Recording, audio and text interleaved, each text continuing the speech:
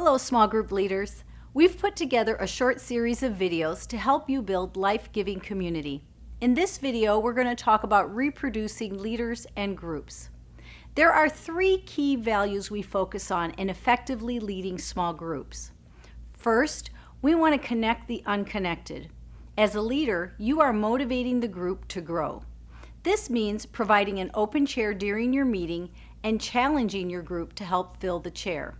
Secondly, we want to develop 3C Christ followers who celebrate, connect, and contribute. This means investing in the people in your group and helping them grow and develop.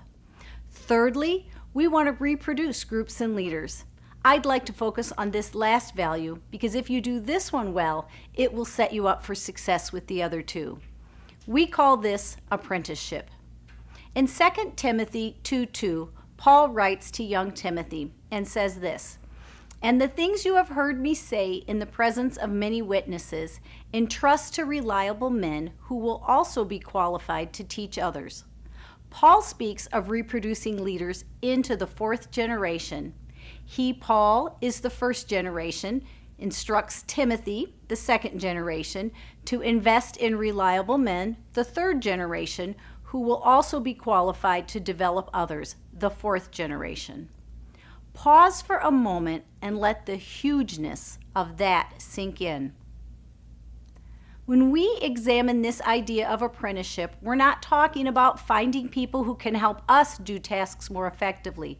And we're not talking about preparing people to replace us so we can move on to something else. We are talking about reproducing our leadership so that our piece of the mission won't stop with us, so that it can carry on to future generations. Language is important when it comes to leadership. The word apprentice paints the picture of investing in someone else so we can reproduce our leadership in them. The U.S. Navy defines an apprentice as an enlisted person receiving specialized training. One dictionary definition reads, "to bind or place with a craftsman to learn a trade." So our apprentices are people that become bound to us in order to get specialized training, to learn the trade of leadership. It's important to differentiate this from other similar but distinct roles. Apprentices are different than assistants, co-leaders, and helpers. The difference is that the apprentice is not simply helping a leader, rather the apprentice is becoming a leader. The challenge is that apprenticeship does not just happen automatically. You can believe all you want that apprenticeship is a great idea, but to live it out, you must be intentional about recognizing and recruiting others to join you on the mission, investing the time and energy to refine their leadership, and releasing them in faith to carry on the mission and go teach others. Apprenticeship is as much an art as it is a science. It involves collaboration between the leader, the apprentice, and God. It can be accomplished successfully through a combination of skills, relationship, and discernment about what works best for each apprentice. Okay, so you may be convinced this is a good idea, but how do you go about looking for an apprentice? What are the qualities we are trying to identify in a potential apprentice? We can start by identifying the must-haves, qualities that simply must be in place before you can consider someone as a potential apprentice. The first is spiritual velocity. The apprentice must have a Jesus-centered life, not a life of perfection, but a life centered on Jesus. A person with a Jesus-centered life will be impacted in all areas of their life. Some of the ways this can be seen are they have made a private commitment to following Jesus. They have made a public commitment of their faith through baptism. If they are married, how are they doing at loving and honoring their spouse? Do they make time for their spouse? Do they use affirming words?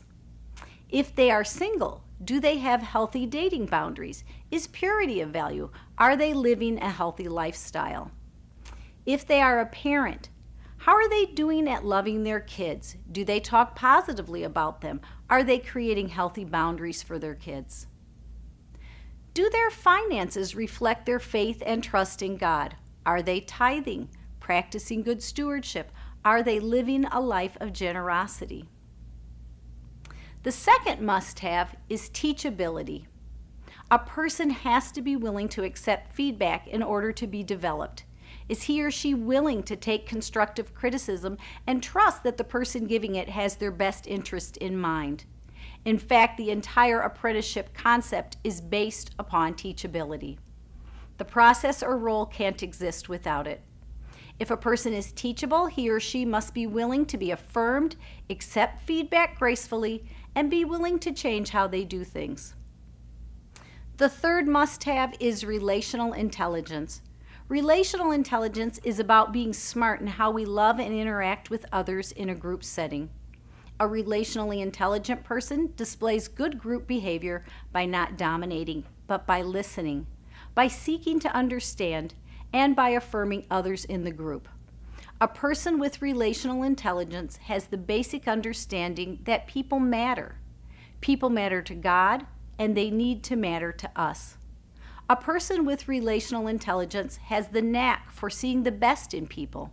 They're not oblivious to people's growth areas, but they possess a keen ability to see possibility in others. We believe that every ministry role is reproducible. Let that sink in. Every role is reproducible. If it's not, then why create it? Think about it. Why do we create new ministries, programs, small groups, and teams in the first place? Hopefully, the underlying mission is to help people find their way back to God and ultimately give God more glory, right? If that's true, then wouldn't you expect that a healthy and vibrant ministry program, small group, or team would reproduce to reach exponentially more people for Christ? If from the beginning you set out to reproduce yourself by having an apprentice, it will set the tone for your group. It will empower others in the group, your group will grow, and more people will have the opportunity to find their way back to God and grow in their relationship with Jesus.